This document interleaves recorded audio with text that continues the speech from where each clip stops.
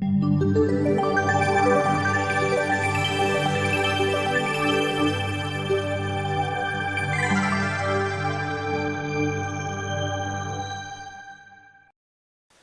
I'm Marshall Masters, publisher of Yowza.com, for another look, as I share with you the reason why I find this image to be deeply disturbing and what it portends for us today.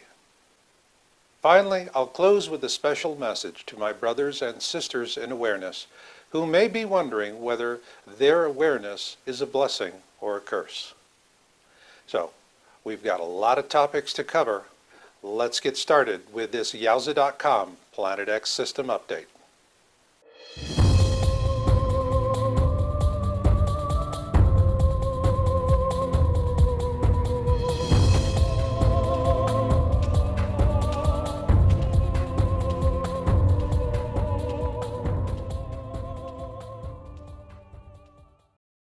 Okay, folks, September 2015 was a month we'd all like to forget. But before we throw the baby out with the bathwater, I want you to know something really fantastic happened that month. So quickly, let's take a look at the bad news, the good news, and where we go from here. Like Y2K, Comet Elenin in 2011, and the Mayan calendar on December 21, 2012, September 2015 will long be remembered as a month of humiliation for many in awareness. In the lead up to September 2015, hyped up expectations over concerns about the blood moon tetrad, CERN, and the Pope's visit to the U.S. collapsed in a disillusioning month of non-events. This brings us to the September 2015 major prophetic event tally. Nada, niet, zilch, and bupkis. And for those of you who shared your concerns and expectations with others in the months preceding September 2015, you're now hearing, "Oh no, not again," along with another chorus of the denier mantra. It's all nonsense, nothing will happen, and I do not want to hear about it. Well, that was the bad news. Now for the good news. Ever since I founded Yowza.com back in December 1999, we've seen a lot of what I call expectation stampedes. But with this one, we saw something we have never, ever, ever seen before. What we saw in the previous stampedes, Y2K, Comet Elenin, and the Mayan calendar, is people were asking what I call groping questions. They knew they'd been left holding the bag, but didn't understand why, and so their unfocused questions left them groping for answers that never came. We know this because at Yowza.com, we routinely track internet chatter and social media, blog sites, comment areas, and so forth, following an expectation stampede. And what we saw this time was new. In the aftermath of September 2015, people all across the internet stopped asking pointless, groping questions and started asking the one question they never asked before, and I might add, with a refreshing, singular clarity of mind. So, what was that new question we heard for the very first time in the aftermath of the September 2015 stampede? The question was, while we were distracted with the blood moon tetrad, CERN, and the Pope's visit to the U.S., what were the elites doing behind our backs? And what did we at Yowza.com think about that? Hallelujah, hallelujah, hallelujah, hallelujah. Why this made us happy is that expectation stampedes are designed to prevent us from reaching a consensus over our concerns. That is not to say the elites share the same concerns that we do. They do not, and here is why. The first concern of the elites is control of the population, and this makes the internet a thorny issue for them. In places like China, where hordes of internet minders are invading the privacy of Chinese citizens by controlling online conversations, it's easy. If a citizen of China says something that displeases the state and it comes to the attention of an internet minder, They will be arrested and imprisoned. They know that. This is how Chinese elites break the spirit of their people so as to maintain control of the population through the internet. In America, our government is steadily moving towards the Chinese model, and thanks to the United States Supreme Court and the FCC, you can rest assured that will eventually happen. But in the meantime, a more subtle form of control is needed to break our spirits. While this method is being implemented in a modern way, it's nothing more than a high-tech version of a low-tech slaver's whip. This is because when a slave owner has a slave whipped, it is not to break the body, it is to break the spirit, and whether you are using a device made of leather or a computer workstation, the goal is the same. You break a person's spirit. Does this mean you can eliminate a slave's concerns? No, but those concerns will become irrelevant once you've broken the slave's spirit. This is because in doing so, the hopelessness and sense of impotence of a broken spirit will prevent groups of slaves from reaching a consensus and confronting elitist control mechanisms. Now let's talk about you. With regard to the aftermath of September 2015, if you're feeling foolish and humiliated, how does this apply to you? Your concerns are still valid. What failed you were agenda-driven expectations. This is because truth does not reveal itself at the speed of human expectations. Rather, it reveals itself in its own good way and in its own good time. As for the elites, they do not need to create public concerns, as their slaves will do that for them. All they need to do is to break people's spirit, and then they win. How they do it in America is with something I call an expectation stampede. And here is how they do it. Find a public concern with a date-driven expectation. Then amplify that expectation and interest in the concern will die following a non-event. It's just that simple. A case in point is my interview with National Geographic in August 2012. During that interview about Planet X and the Mayan calendar, the producer asked me, is there a direct link between Planet X and December 21, 2012? I confidently answered, no, I do not see a direct link. It is just coincidental. Well, my answer was right at the time, but it was also wrong, very wrong.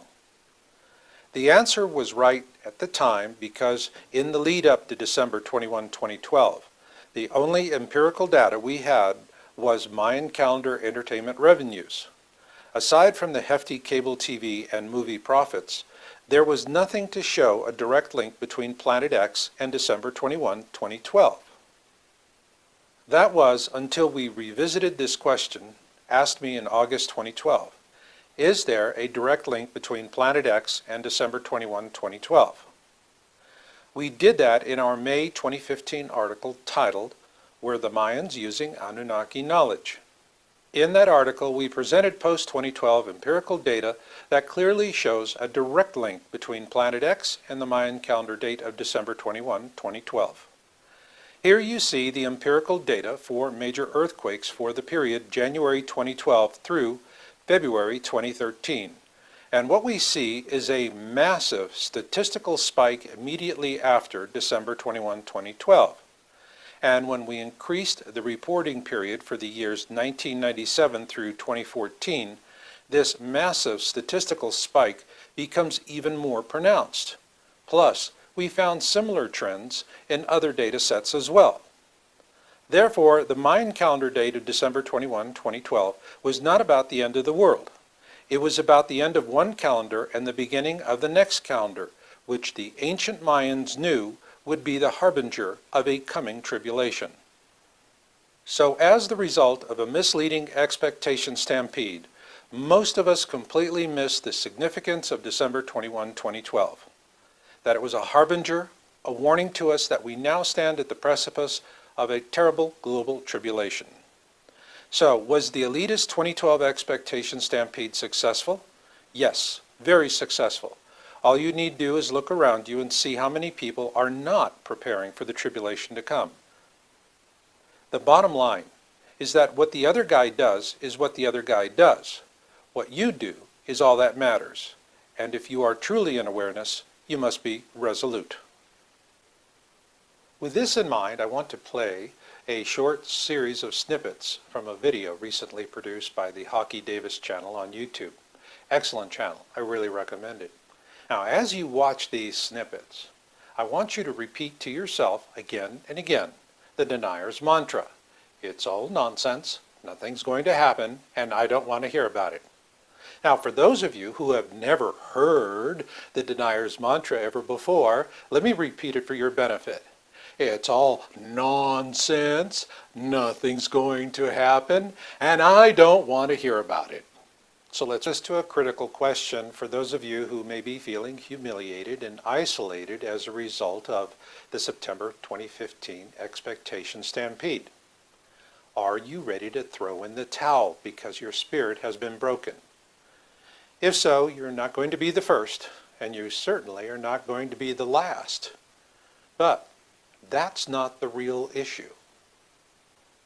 The real issue is that if you decide to throw in the towel, the consequences will not only affect you, but all of those you love and hold dear as well.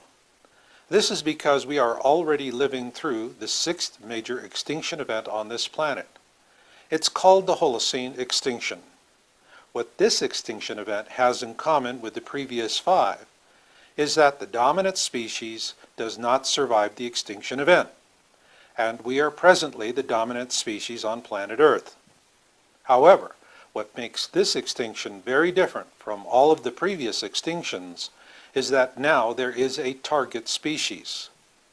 We are that species. With this in mind, what does an extinction event look like? To answer this question, let me show you an extinction event through my own life experiences. When I was a young lad of 16, I briefly worked in a McDonald's hamburger restaurant. And yes, I am old enough to remember a time when a small hamburger used to cost 15 cents. My job was to work the counter and to run the artificial milkshake machine. When it came time for my lunch break, I was allowed 1 drink, 1 bag of fries, and my choice of a sandwich. The only sandwich I ever wanted and always ate was the fillet of fish. This is because back then, McDonald's fillet of fish sandwiches were made from codfish. And oh my, how delicious they were. Forget the Big Macs and the cheeseburgers. As far as I was concerned, the fillet of fish sandwich made from codfish was the tastiest sandwich in the store, bar none. Then I recently learned an interesting thing about codfish. They swim deep, and so when the fishermen under contract to McDonald's back when I was a lad were hauling in their nets, they had to be careful to avoid another species which swims above codfish schools, called pollock. In those days, pollock was considered to be an undesirable trash fish because the flesh is more oily than codfish. So the fishermen were careful to set their nets to avoid pollock schools, and if they caught a few, they just threw them back into the sea like any other undesirable trash fish. Consequently, over the years, the cod fisheries were heavily depleted, while the pollock fisheries flourished. But to be honest, as a young lad, I didn't know this. All I knew was that McDonald's fillet of fish sandwiches were fantastic, as did the other customers of this global franchise operation. McDonald's knew that, and so they promoted fillet of fish sandwiches with colorful ads, encouraging us to gobble up as many of these delectable sandwiches as possible. Consequently, demand for fillet of fish sandwiches eventually resulted in a heavy depletion of the codfish species. So how did McDonald's respond to this biodiversity fiasco? Did they respond as responsible stewards of the environment, or as a corporation needing to report a quarterly profit? Instead of spending the money needed to be responsible stewards in helping to restore the codfish species, McDonald's did what investors on Wall Street expected them to do. They abandoned the species they had depleted in favor of one that had been previously ignored, namely pollock. Consequently, when McDonald's tells us, for us, there is only one fish in the sea, Alaska pollock, they're telling the truth. because codfish are no longer commercially viable for them. We, on the other hand, assume that because pollock is the only fish species in the sea for McDonald's, that it must be the tastiest fish species available. In other words, this is yet another example of misleading corporate advertising that only a Wall Street investment banker could love. So, if you're ready to walk away from your awareness and your concerns because you've been humiliated by an expectation stampede, please do one last thing before you decide. Instead of walking away from your awareness, walk to the nearest McDonald's restaurant and order a filet-o-fish sandwich. Then, as that 60-something behind the counter who is working there because he or she cannot make it on Social Security alone hands you your filet-o-fish sandwich, ask yourself one simple question. Am I a Homo sapien or am I Homo pollock? This is a relevant question because the elites do not see you as Homo sapien. They see you as Homo pollock, or what they call useless eaters. And how do they control useless eaters? Well, a former Secretary of Defense stated it most succinctly. Today, it is infinitely easier to kill 1 million people than to control 1 million people. It is easier to kill than to control.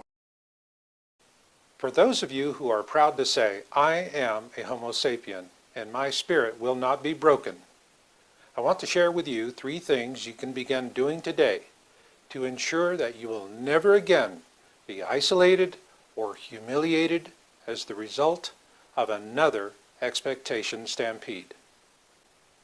Leave your days of impetuous belief behind and live by the first rule of prophecy. Always be mindful of it, but never live in expectation of it. Remember, an expectation stampede begins when the elites identify a public concern with a date-driven expectation. So if you refuse to live in expectation of a prophecy, then you're automatically immune to these stampedes. And yes, you'll be the proverbial one-eyed king in the land of the blind, and quite unappreciated for it. But on the other hand, never again will you feel like a one-eyed idiot in the land of the deniers. The second thing is to follow the truth wherever it leads, no matter how improbable. God gave us the gift of reason, so use it. If you limit your search for truth to a narrow path between the fence posts of dogma, doctrine, and disbelief, then you're thinking like a Homo pollock. If that's really you, then good luck with it. And most importantly, always ask God for wisdom. Ignore those chicken little soothsayers with their snappy sound bites and shallow substance. And be especially leery of angry demagogues who do an eloquent job of whipping people into a frenzy and then leaving them hanging without any real solutions.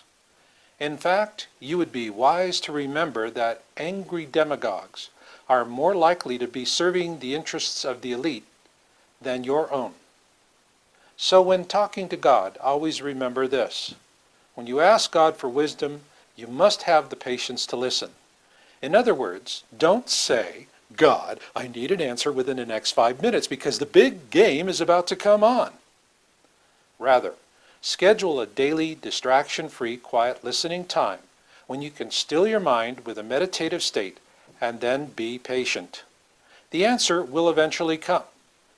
Not with fanfare and snappy music, but rather it will come as the small voice within that prophets and sages have set their compasses by for thousands of years. Also, if you're a Yowza.com subscriber and you're looking for a way to talk with God about surviving the coming tribulation, I recommend my interview series with author Susan Shumsky titled Life and Death in a Global Catastrophe.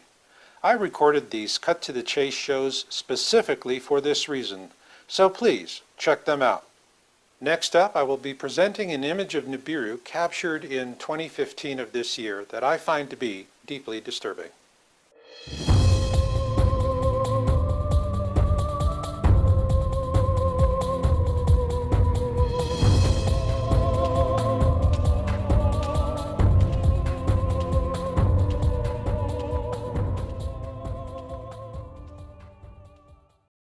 Image analysts like Richard Shaw of Pinlight Productions and myself receive a continuous stream of emails from people with photographs of what they believe to be Planet X.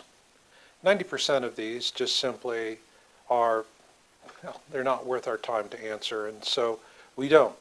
The 10% where people really do appreciate and value our time and don't want to waste it, we do respond to them, and we're thankful for their concern.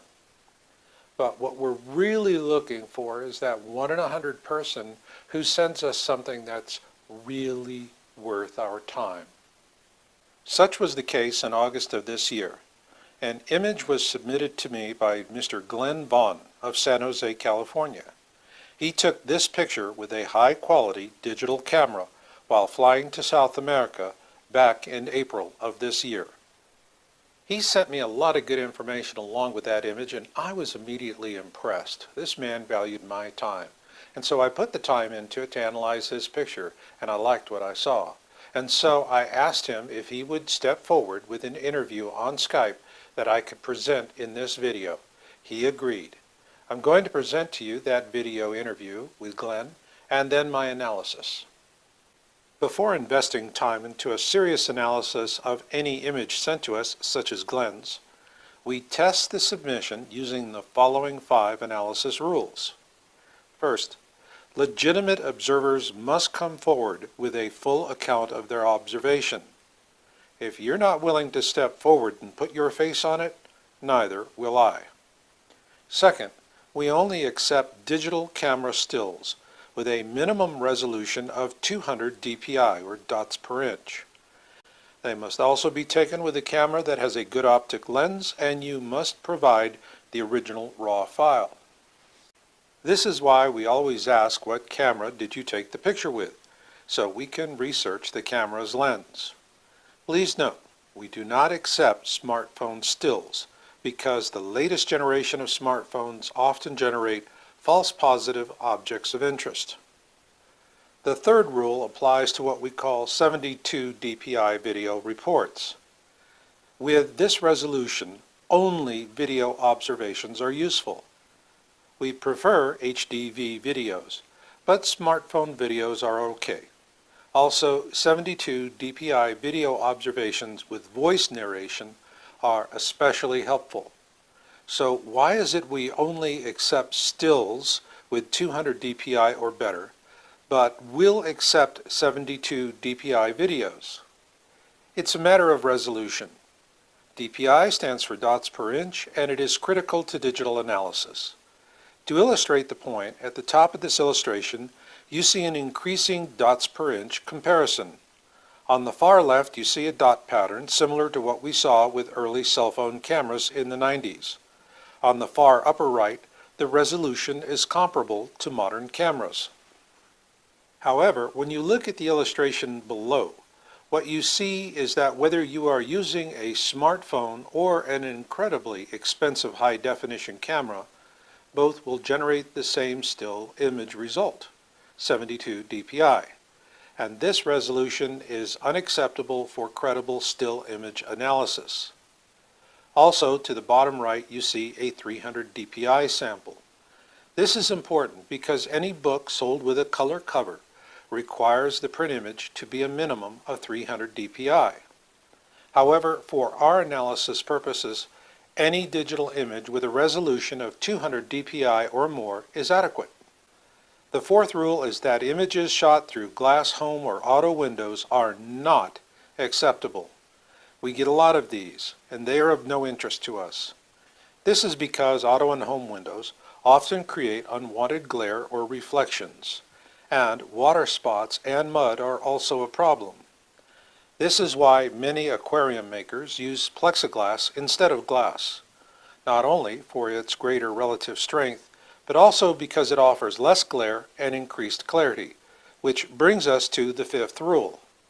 Images shot through plexiglass aircraft windows are acceptable. This is because modern passenger jet windows are constructed with triple layers of plexiglass. Plexiglass is not glass. It is a plastic that is as transparent as the finest optical glass. Consequently, It offers greater relative strength in glass along with less glare and increased clarity. Now, while most of us do not walk around with high-quality digital cameras or HDV video cameras, most of us do have a good quality smartphone. So what I want to show you is a recent smartphone video posted on YouTube by Melissa Huffman. As we have not interviewed her, this is not a verified report. So I am only presenting it to illustrate some of the things you can do to make your smartphone videos more useful for researchers. So now let's take a look at Melissa's video. Okay, so here I am out here in September, and as you can see, there's obviously a really very clear planet that is right north of the sun. And wow, I would love to say it was the moon, but since the moon happens to be right here on the opposite side, there's no way it is. And since we all have been taught in school that Mercury and Venus do not show up, oh, just look at that planet just beaming and shining right now. Somebody tell me what it is. Thank you. There are three things that I want to point out in Melissa's video that are valuable to anyone submitting a smartphone report. They are provenance, confirmation, and details. In this first clip, we'll see an example of provenance, a term that means the chronology of the ownership, custody, or location of a historical object. Okay, so here I am out here in September now. In this video shot by Melissa Huffman, she doesn't say exactly when she took this video, but she does note it is in September, which the viewer must assume is September of this year. On her YouTube channel, she says it was taken from the Sanibel Causeway, which is in Florida, and that she saw it with a friend. So the provenance of this video observation is, well, it's uncertain, which means it's really not that useful. However, what is interesting is how much coverage it is getting on the internet. The second thing you need to keep in mind is confirmation. You've got to tell the viewer what you're seeing with your own eyes. And then pay particular attention to the object of interest. Let's take a look at this next clip to see an example of confirmation. And as you can see, there's obviously a really very clear planet that is right north of the sun. Here, Melissa does a good job of confirmation by telling us that the object of interest is north of the sun. As an aside, this is a good way to spot disinformation on the internet. Beware of people who, instead of confirming what they're seeing with their own eyes, tell you, just look at this, you'll see it. In other words, if you get an unconfirmed image or video from someone unknown to you, 9 times out of 10, you're being spoofed by a paid disinformationalist. That brings us to the third thing you must do when capturing video of an object of interest. Include the details. And wow, I would love to say it was the moon, but since the moon happens to be right here on the opposite side, there's no way it is. And since we all have been taught in school that Mercury... Here's where I give Melissa Huffman a gold star for detail. She not only shows us the moon to demonstrate that it is not the object of interest north of the sun, but she also does it without starting and stopping her video capture. In other words, once you hit the record button, keep recording continuously until you are finished. And always remember, folks, the more information you can give us, the better. No matter how insignificant or obscure it may seem, report it and describe it in detail. Next up, we're going to see my Skype video interview with Glenn Vaughn regarding the image of Nibiru he captured in April of this year. Please note this original image is available on our site for all Yowza.com subscribers. You may freely share it with others, but do not post it on any corporate sites that claim copyright on uploads, such as Facebook. Following that, we'll do a step-by-step image analysis of Glenn's photo so that you can do it on any image in the privacy of your own home.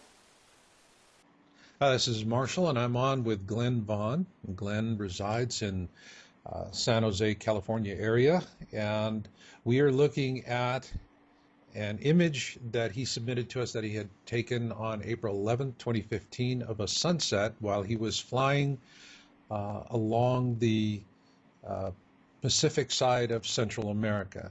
And Glenn, could you tell us a little bit about yourself and then tell us about how you came to take this picture? Well, I'm a retired college professor taught at Hawaii Pacific University for 10 years in Honolulu. I also owned a couple computer stores. I taught systems analysis at the graduate level. And later I taught digital photography at a senior center. So I have some experience in the photography area. Okay. And tell us about this day.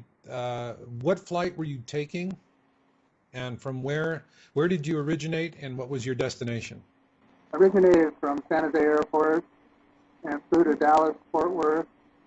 From Dallas, flew across the isthmus into the Pacific Ocean. And this was taken about 4:11 or closer to 5 o'clock actually. Okay. At, probably off of Costa Rica. Mm-hmm. And so that you were fully at altitude, approximately 30,000 feet? Yeah. And what kind of jet were you flying in? It's American Airlines. Okay. All right. Wide body? Yeah. All right. And so you were looking at the sunset, just enjoying it for its natural beauty, as I recall. That is correct. And how long were you looking out to the west as the aircraft was headed south, and just admiring the sunset? Well, I had a window seat. I was looking out at the sunset for about 30 minutes before I took this picture. Okay.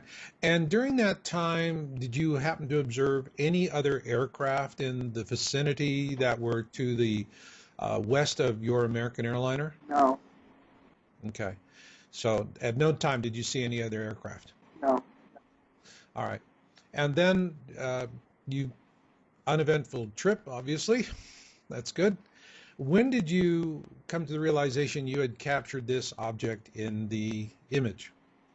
I was at my daughter's house making an oil painting of the sunset, and I saw it. Okay. And so when you saw that, and you said earlier you had been you had taught digital photography and you were a systems analyst. By the way, that's what I did in the Silicon Valley. I was a systems analyst until I retired. And so I guess as one analyst to another, what caught your attention to this, and why did you see this as a second object next to the sun? One of the interesting things is I've been following on the web, including your website, about Nibiru, and I recall that one of your contacts also had seen it in a similar area flying an aircraft. So that's what began my thoughts. Then I noticed the wings on the side of it, and I said, that's got to be it. And so then I sent you the photo. Okay. And did you do any analysis of this object yourself? No. Okay. But you did send us a 20 megapixel raw file. What was the camera that you used to capture that image with? It was a Sony camera, small camera. Okay. Small digital camera? Yeah. Okay. And so as you look at it now, I'm going to show my viewers how we analyze the image as I've shown it to you. 3 of our 5 rules applied to Glenn's image. He satisfied the first rule by stepping forward and giving us this report.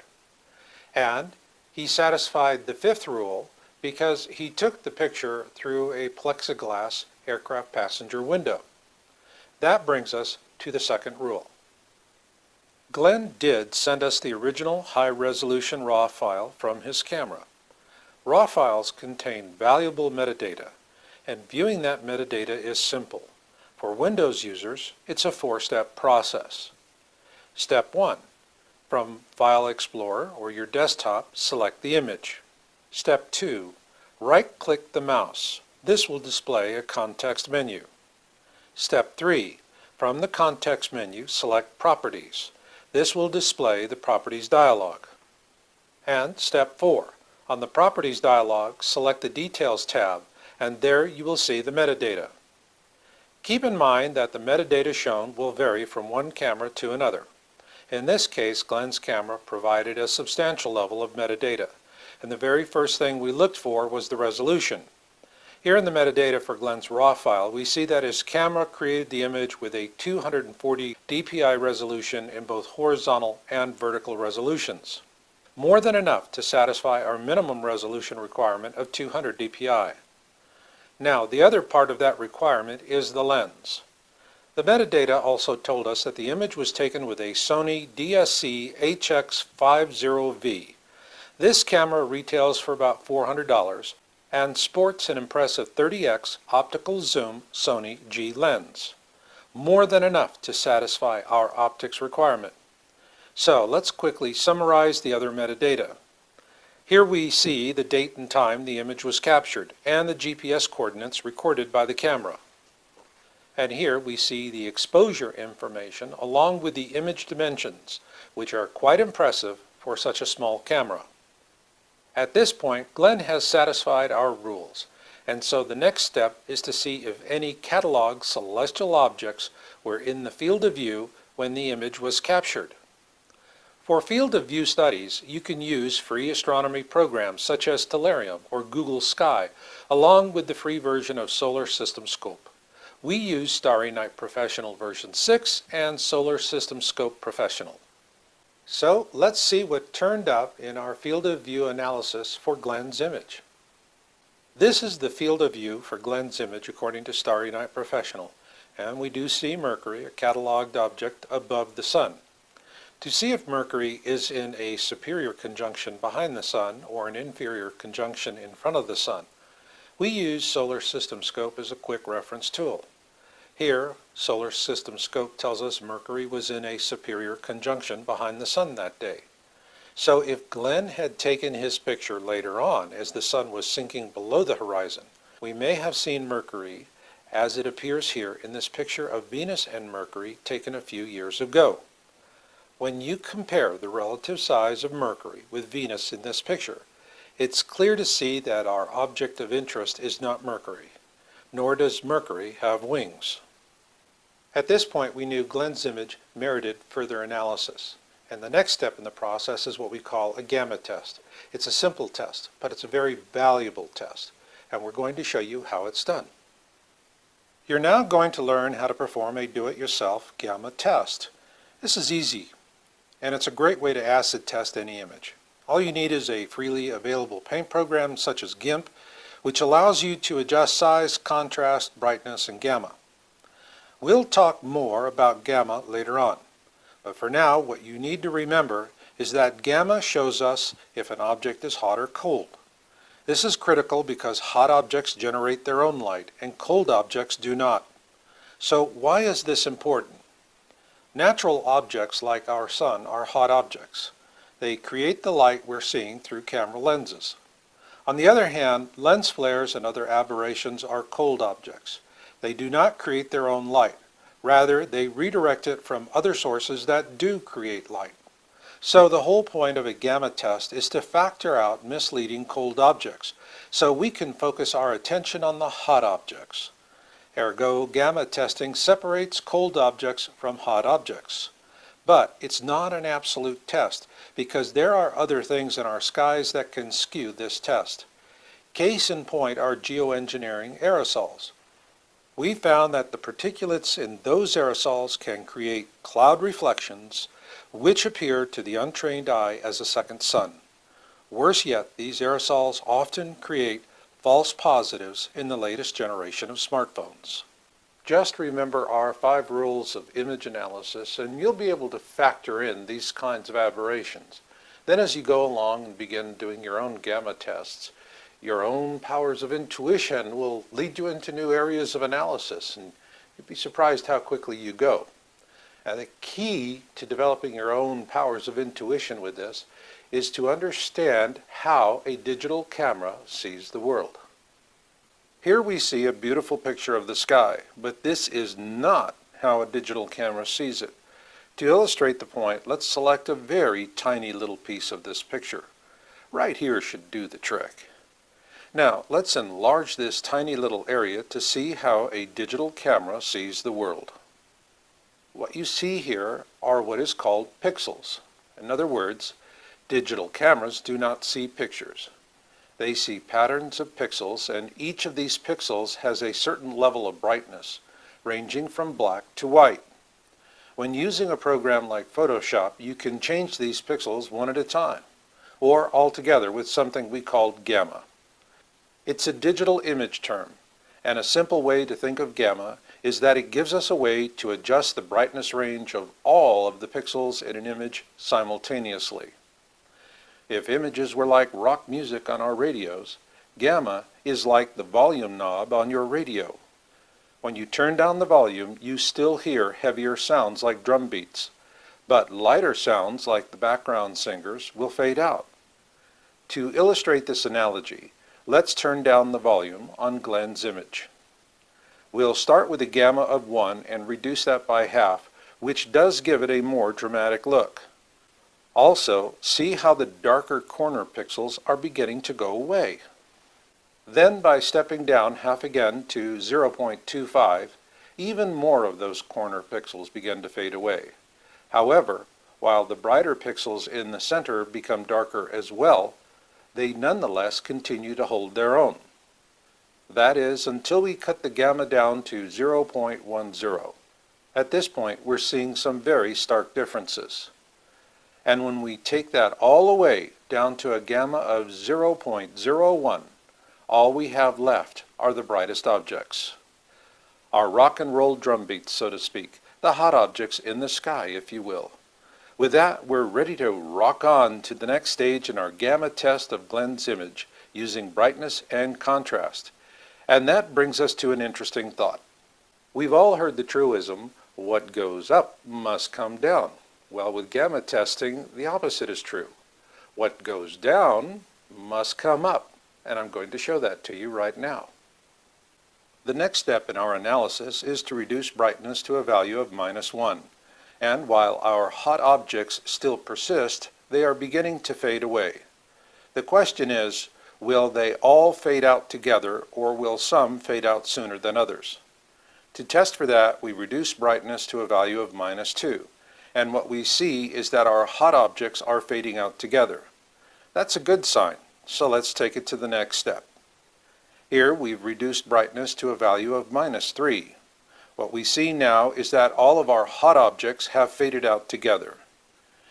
Is it time to break out the champagne and celebrate? Sorry, but no. Remember, with gamma testing, what goes down must come up. To test for that, we use contrast. Here, we've increased the contrast level to +1, while the previous settings for brightness and gamma remain unchanged. Now we're seeing the same objects fade in again. So let's take it to the final step.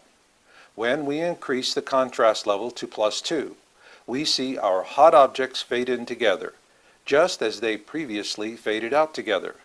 So, what went down did come up, which means that our hot objects are genuine. Now you know how easy it is to use a gamma test to cut the wheat from the chaff, so to speak, when it comes to image analysis. So download some images yourself and have fun with them. Then before you know it, you'll start doing more advanced tests on your own, like luminance testing. When we performed a luminance test on Glenn's image, it had a rather interesting result. So let's take a look at that. In simple terms, luminance is the luminous intensity of a surface in a given direction, and we use it to see if a hot object is behind or in front of the sun. With this in mind, let's return to Glenn's image. Here we see the original image, with the image values as defined by Glenn's camera. For the purpose of this luminance test, we'll set brightness at +4, keep the contrast as is, and reduce gamma to 0.01. The first thing we notice with this setting is the background luminance of the clouds. We call this background luminance because the sun is behind the clouds, which is why there is a bright halo around the top edges of the clouds shown here. Conversely, when we look at our object of interest, what we're seeing is foreground luminance. In other words, we are seeing its daylight side, because it is behind the sun. This also tells us this object is not a reflection because reflections occur between the sun and the camera sensor, and were our object a reflection, it would not appear this way. Also, the wings on our object are clearly being illuminated by the sun. So, when we look at Glenn's image with luminance testing, we see that our object of interest is behind the sun, and that the clouds are in front of it. Now, let's see what Glenn has to say. Having seen that, what is your thoughts as a former digital photography instructor? I think you're right on. You identified the luminance of both the sun and what I call the second sun, the Nibiru, and the luminance is similar, so I think you're right on. Excellent, excellent. Well, Glenn, we really appreciate you coming on and making this report. Thank you so much. You're welcome. At the beginning of the program, I told you that I found Glenn's image to be deeply disturbing, and I'm going to explain why a little later on in the program. But right now we have a brief message for those of you out there building shelters. You need twice that. So why is this? According to remote viewing instructor Major Ed Dames, during the coming flyby there will be an event he calls the kill shot. This event will happen as Nibiru passes between Earth and the Sun, during a time commonly referred to in Bible prophecy as the days of darkness. Before and after this transit, the sun will unleash horrific solar storms, and many of these could scorch the surface of our planet. This is what Ed's remote viewing teams began seeing after the turn of the millennium, and in 2004, Ed released his video, The Kill Shot. Back in 2004, Ed's publicist sent me a copy of The Kill Shot, and I watched it. It impressed me and I put it away for safekeeping. Then, over a decade later, in April of this year, a generous donor made it possible for me to attend one of Ed's remote viewing classes in Reno. At the first break, I went up to Ed and introduced myself. Ed recognized me and said, "I've heard your name many times before."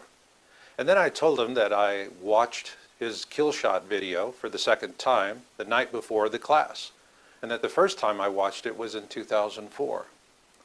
And I said, "Ed, you're consistent with everything we're seeing. You got it right in 2004. On a broad brush basis, you nailed it."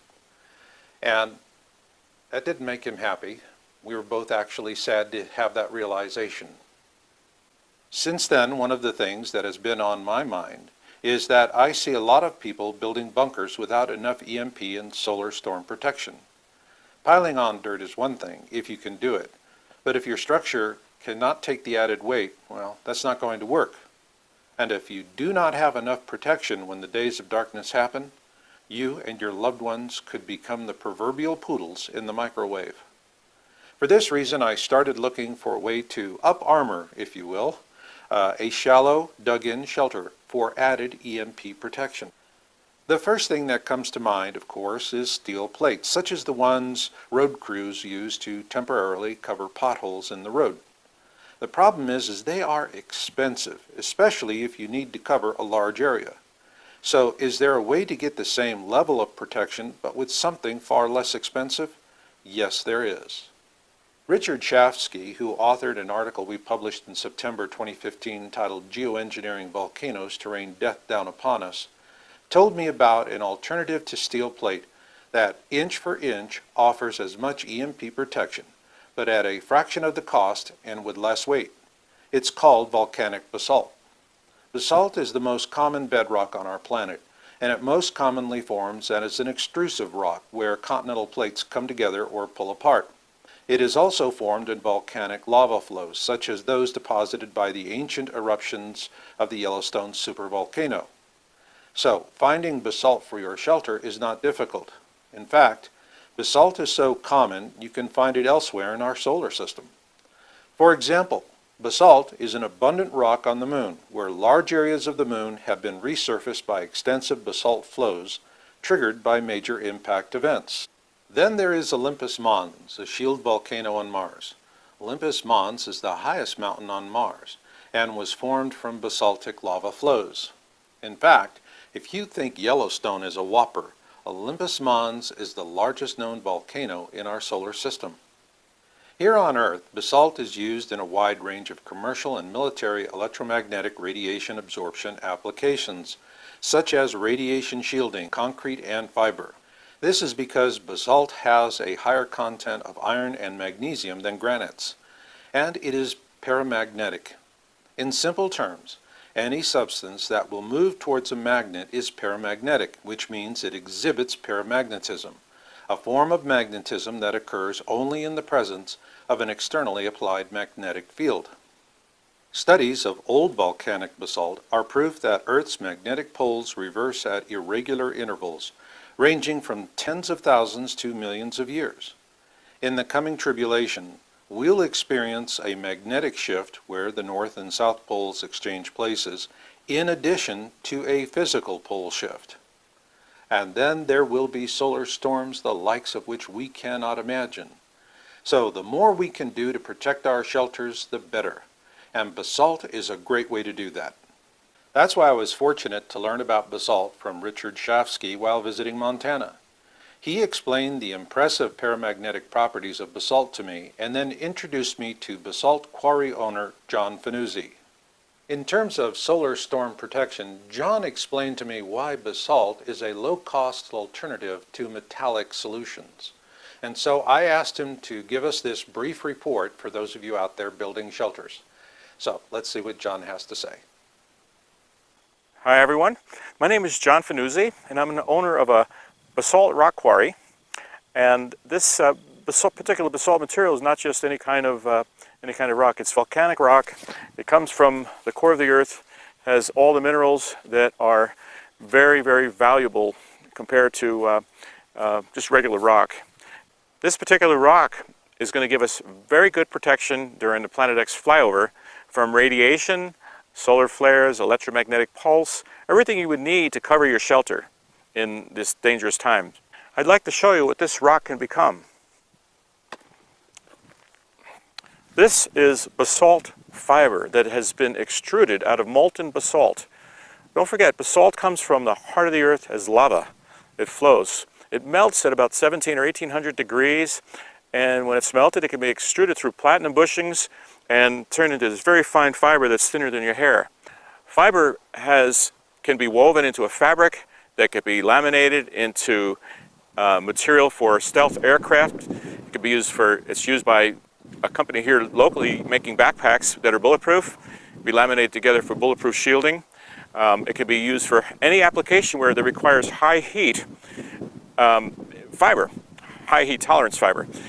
For those of you who have already built your shelter and have inadequate amount of soil overcovering, I would highly suggest using basalt as an additive, maybe 3 to 6 inches of basalt in the form of basalt tailings, which could be purchased inexpensively from a basalt quarry, or a combination of aggregate with the tailings.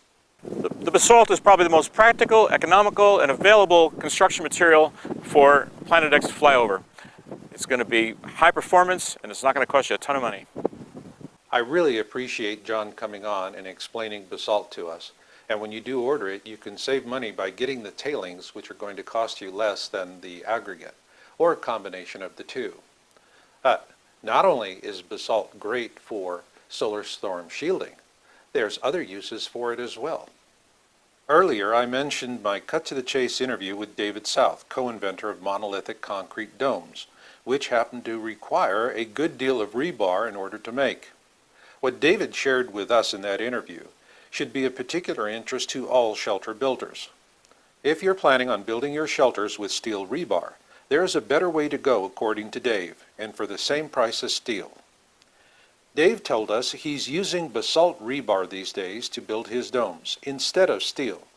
According to Dave, basalt rebar is stronger, lighter, corrosion resistant, and longer lasting than steel. Another benefit of basalt is that it is stealthy. It's why our military uses woven basalt for that very reason. So for you shelter builders out there, look into what basalt can do for you, because it's a great way to inexpensively protect your shelters from solar storms. And now we're going to take a second look at Glenn Vaughn's image, the one with the wings on Nibiru. And I'm going to explain to you why I find that image to be deeply, deeply disturbing. The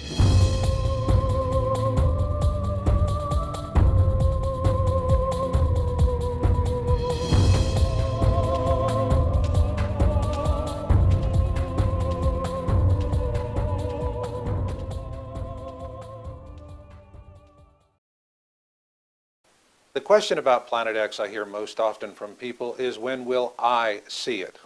And here's where Planet X has the same problem as ufology, where you have mountains of photographic evidence, but until someone sees an extraterrestrial or a UFO for the first time, they're not going to believe it. Well, the same thing holds true with Planet X. This is why the easiest way to stop most people from preparing is to tell them when they'll see it with their own two eyes, because that's when procrastination sets in. Or they'll just wait to buy into the government mantra about not having to worry because nothing serious will happen during the flyby. That's why for me there's only one relevant question. How long do I have to prepare? And this is why I find Glenn's image to be deeply disturbing. It tells me that our window of opportunity is closing. And to understand why, let's take a closer look at that image. Here is Glenn's original image, and here is our winged object of interest. In our luminance analysis, we saw that this object is behind the sun and not in front of it, like the halos on the cloud tops. So with that in mind, let's take a closer look at our winged object. Here we see our winged object of interest and illustration 112 from Zecharia Sitchin's book, The 12th Planet. And in the upper right, a Nibiru graphic we often see on the web. Therefore, the object of interest in Glenn's picture appears to be Nibiru, which means it's only a matter of time before everyone in the world will be pointing up the sky and realizing that they're not prepared for what they're finally seeing with their own two eyes. So is that time closer at hand now? Well, we're seeing Nibiru's wings for the very first time. But why is it? Why are we seeing them now and not before? According to Zecharia Sitchin, Nibiru translates to the planet of crossing. But crossing from where? In the first video in this series, Planet X System Update Number 1, we presented the Planet X system as described in my book, Being in It for the Species, where Nibiru is part of a mini constellation in orbit around our Sun. At the heart of this mini constellation is a small brown dwarf star called Nemesis by modern astronomers, with 3 major planets. By size, they are Nibiru, a rocky planet several times the size of the Earth, then a small gaseous planet named Helion, with its own moon Harrington, and finally another rocky planet called Arbota. In this illustration, we see that Helion is the first major planet in orbit around Nemesis, Arbota is the second, and Nibiru the third. Here is why Nibiru is called the planet of crossing in the ancient texts, because it is in the furthermost orbit away from Nemesis, which means of the 3, it will come closest to the Earth. So, how close is close? In this illustration, we see the Planet X system overlapped onto the orbits of Mercury, Venus, Earth, Mars, and Jupiter. This gives us an approximate idea of the overall size of the Planet X system in comparison to our own. And this brings us to the Nibiru wings we see in Glenn's image captured in April 2015. To understand this a little better, let's take a look at comets. The 2 tails we see streaming behind the comet shown here are dust and gas. The smaller dust tail trails the comet in its orbit. However, the larger and more spectacular gas tail is like a weather vane. It follows the solar wind away from the sun. And what is important to note is that this distinctive gas tail is not always visible. That is, until the comet's orbit brings it inside the orbit of Jupiter. That's when the sun's light is bright enough to warm the comet and to cause it to outgas. And this is what gives us those brilliant gas tails. This is not to say Nibiru is a comet. It is not. However, what Glenn's winged object of interest does suggest is that as of April of this year, the orbit of Nibiru, the outermost planet of the Planet X system, is now close enough to the sun that the sun's light is bright enough and strong enough to be reflected by the particles in Nibiru's tail, which, when viewed head-on, appear like wings. Assuming this is so, where would that place the smaller Planet X system inside our own larger solar system, given that it is presently approaching from the opposite side of the Sun as seen from Earth? Given the winged appearance of Nibiru, that places the planet of crossing, as the ancients called it, between the orbits of Mars and Jupiter. As to Nemesis, the brown dwarf companion star at the core of the Planet X system, this would place it between the orbits of Jupiter and Saturn. If this is truly the case, then there would be some form of empirical data that would corroborate this assumption. There is. In September 2015, Space.com published an article titled, "Something Strange is Happening Inside Saturn," which states, "Unusual ripples in Saturn's rings are revealing the mysterious inner workings of the great gas giant. Waves caused by the moons, which orbit outside the ring's sphere, always travel outward. But then there's a set of waves heading inward. That means there's something moving inside, too." So in other words, phrases like "something strange" and "unusual ripples" tells us this is a new development, and that is important because Saturn is one of the most studied planets in our system. So it stands to reason that if a brown dwarf star is passing through Saturn's region of space, these unusual ripples could very well be the result of a distant gravitational interaction between Saturn's rings and Nemesis. Are Saturn's unusual ripples a sign that Nemesis, the approaching companion of Sol and the smaller sun in our binary system, is now actually between Jupiter and Saturn? That is for you and you alone to decide. That brings us to the next question. Is there any corroborative data that would show that Nibiru could be inside the orbit of Jupiter? To answer that question, we need to come a little closer to home. If the rings of Saturn are subject to unusual ripples, then what about our own planet, Earth? Are there harbinger events happening here as well? Yes, and this was predicted long ago and noted in Zecharia Sitchin's book, The 12th Planet. This time the translation is not by Sitchin, but by another translator noted in The 12th Planet.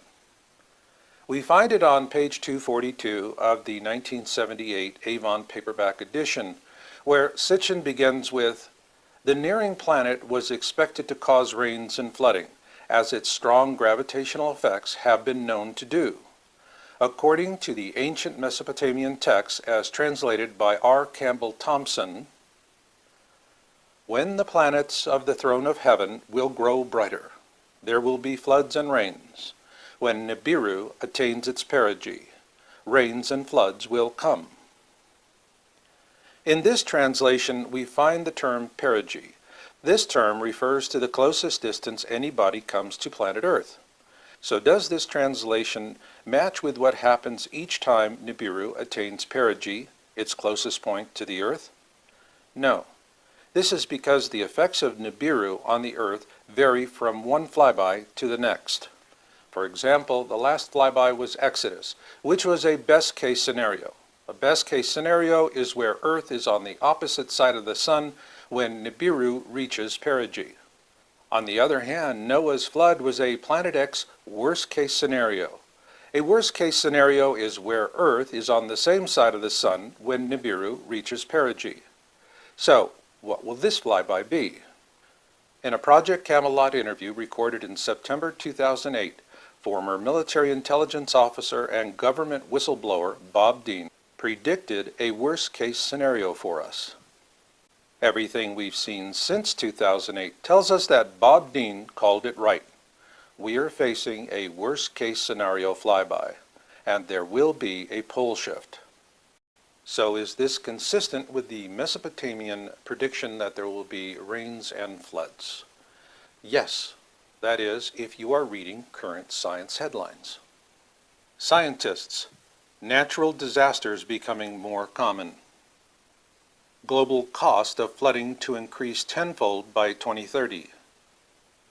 Global flood toll to triple by 2030. Flooding, devastating floods and heavy rains. Heavy flooding and global warming. Is there a connection? Yes, folks, the implications of Glenn Vaughn's Nibiru wings image are disturbing. But what saddens me more is that if people wait to see Nibiru with their own two eyes before they choose to act, they are playing into what the elites have planned for the many billions they call useless eaters. And if you're in awareness, you already know that. That's why I have a special message for my brothers and sisters in awareness, one that may bring you are alone in the dark. Each of you sees the lonely light of your truth pushing back in the darkness. But because of what I do, I see your many candles as a vibrant collection of heavenly lights pushing back the darkness, and bound to each other by a noble purpose. The purpose for which you incarnated, not just to survive, but to make a difference. I know this must sound difficult because for many of you, being in awareness these days is like walking amongst the unhealed and uncaring as a healer who cannot heal yourself. If you are seeking recognition and acceptance, this will not heal you, for your mission is that of a truth bearer. And yes, you can make a difference. Back in 2008, paid disinformation operatives began using the term sundogs as a neuro-linguistic trigger to program people's minds against Planet X awareness. Back then, I often spoke out about this on my website and in media interviews, but to be honest, I was not the one who denied the elites the fruits of this powerful mind control tool. It was the people who live in sparsely populated regions of the country, places like western Minnesota, where sundogs are frequently seen. What happened was that these people began showing up in chat rooms and social media sites, and they began correcting people who were using the term sundogs incorrectly. And God bless them, they were pleasantly persistent, and by 2010, the term sundogs as an NLP trigger fell out of use. Now, in observing them, I realized three things that could make a difference. The first is that the elites are not invincible. Second, people respect the truth. And thirdly, pleasant persistence works.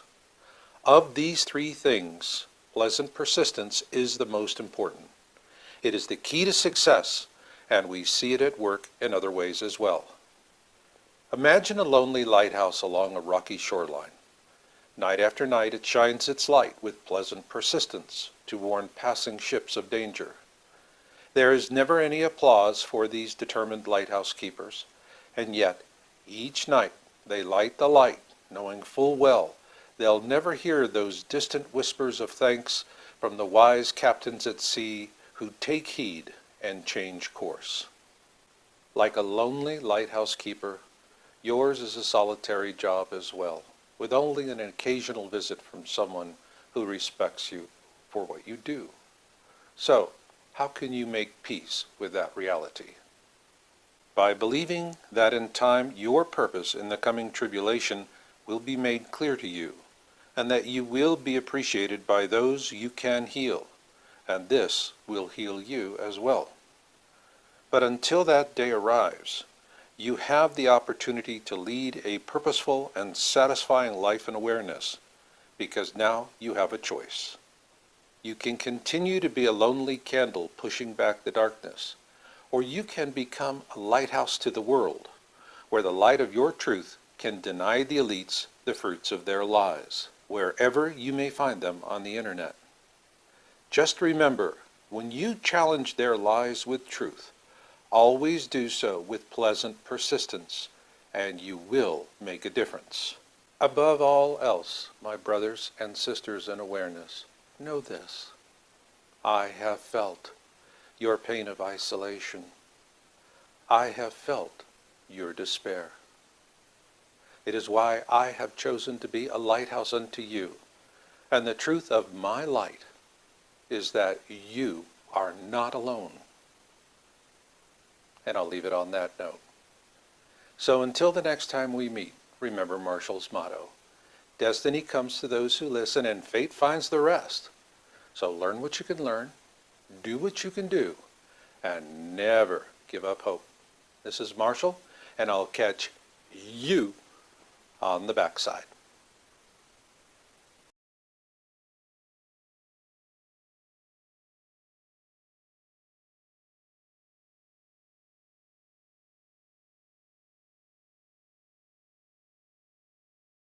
Hello,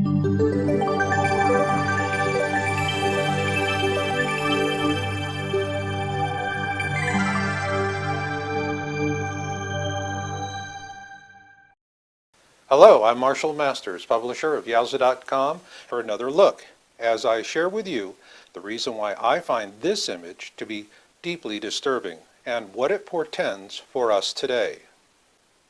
Finally, I'll close with a special message to my brothers and sisters in awareness who may be wondering whether their awareness is a blessing or a curse. So, we've got a lot of topics to cover. Let's get started with this Yowza.com Planet X system update.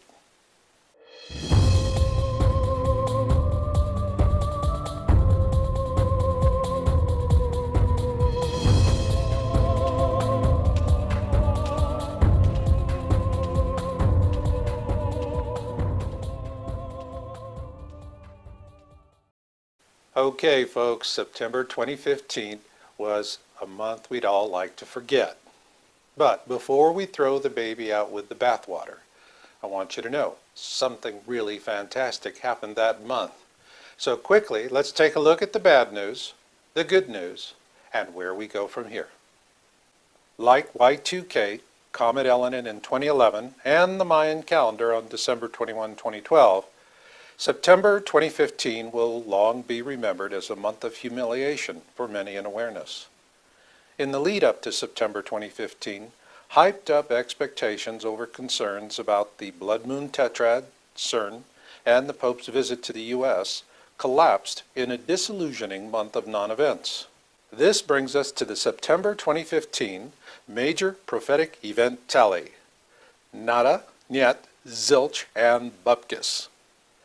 And for those of you who shared your concerns and expectations with others in the months preceding September 2015, you're now hearing, "Oh no, not again," along with another chorus of the denier mantra.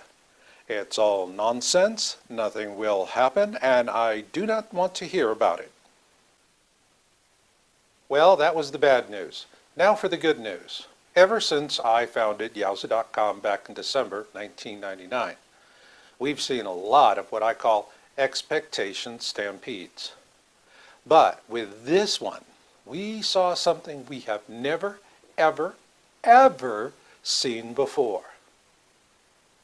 What we saw in the previous stampedes, Y2K, Comet Elenin, and the Mayan calendar, is people were asking what I call groping questions. They knew they'd been left holding the bag, but didn't understand why, and so their unfocused questions left them groping for answers that never came. We know this because at Yowza.com, we routinely track internet chatter and social media, blog sites, comment areas, and so forth, following an expectation stampede.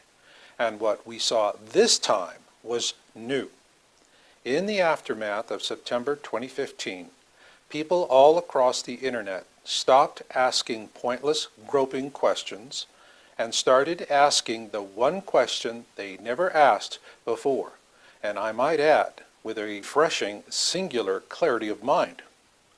So, what was that new question we heard for the very first time in the aftermath of the September 2015 stampede? The question was, while we were distracted with the blood moon tetrad, CERN, and the Pope's visit to the U.S., what were the elites doing behind our backs? And what did we at Yowza.com think about that? Hallelujah. Hallelujah. Hallelujah. Hallelujah.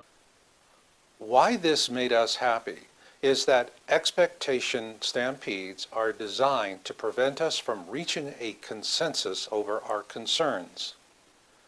That is not to say the elites share the same concerns that we do. They do not, and here is why. The first concern of the elites is control of the population, and this makes the internet a thorny issue for them. In places like China, where hordes of internet minders are invading the privacy of Chinese citizens by controlling online conversations, it's easy. If a citizen of China says something that displeases the state and it comes to the attention of an internet minder, They will be arrested and imprisoned. They know that. This is how Chinese elites break the spirit of their people so as to maintain control of the population through the internet. In America, our government is steadily moving towards the Chinese model, and thanks to the United States Supreme Court and the FCC, you can rest assured that will eventually happen. But in the meantime, a more subtle form of control is needed to break our spirits. While this method is being implemented in a modern way, it's nothing more than a high-tech version of a low-tech slaver's whip. This is because when a slave owner has a slave whipped, it is not to break the body, it is to break the spirit, and whether you are using a device made of leather or a computer workstation, the goal is the same. You break a person's spirit. Does this mean you can eliminate a slave's concerns? No, but those concerns will become irrelevant once you've broken the slave's spirit. This is because in doing so, the hopelessness and sense of impotence of a broken spirit will prevent groups of slaves from reaching a consensus and confronting elitist control mechanisms. Now, let's talk about you. With regard to the aftermath of September 2015, if you're feeling foolish and humiliated, how does this apply to you? Your concerns are still valid. What failed you were agenda-driven expectations. This is because truth does not reveal itself at the speed of human expectations. Rather, it reveals itself in its own good way and in its own good time. As for the elites, they do not need to create public concerns, as their slaves will do that for them. All they need to do is to break people's spirit, and then they win. How they do it in America is with something I call an expectation stampede, and here is how they do it. Find a public concern with a date-driven expectation. Then amplify that expectation, and interest in the concern will die following a non-event. It's just that simple. A case in point is my interview with National Geographic in August 2012. During that interview about Planet X and the Mayan calendar, the producer asked me, is there a direct link between Planet X and December 21, 2012? I confidently answered, no, I do not see a direct link. It is just coincidental. Well, my answer was right at the time, but it was also wrong, very wrong.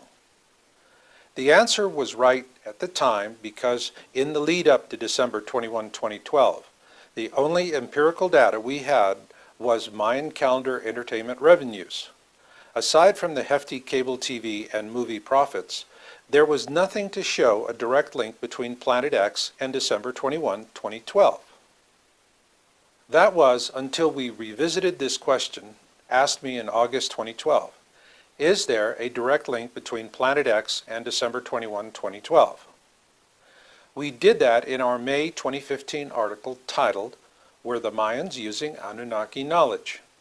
In that article, we presented post-2012 empirical data that clearly shows a direct link between Planet X and the Mayan calendar date of December 21, 2012.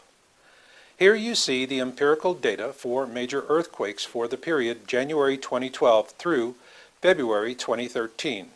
And what we see is a massive statistical spike immediately after December 21, 2012. And when we increased the reporting period for the years 1997 through 2014, this massive statistical spike becomes even more pronounced. Plus, we found similar trends in other data sets as well. Therefore, the Mayan calendar date of December 21, 2012 was not about the end of the world. It was about the end of one calendar and the beginning of the next calendar, which the ancient Mayans knew would be the harbinger of a coming tribulation. So as the result of a misleading expectation stampede, most of us completely missed the significance of December 21, 2012. That it was a harbinger, a warning to us that we now stand at the precipice of a terrible global tribulation. So, was the elitist 2012 expectation stampede successful? Yes, very successful. All you need to do is look around you and see how many people are not preparing for the tribulation to come. The bottom line is that what the other guy does is what the other guy does. What you do is all that matters. And if you are truly in awareness, you must be resolute. With this in mind, I want to play a short series of snippets from a video recently produced by the Hockey Davis channel on YouTube. Excellent channel. I really recommend it. Now, as you watch these snippets, I want you to repeat to yourself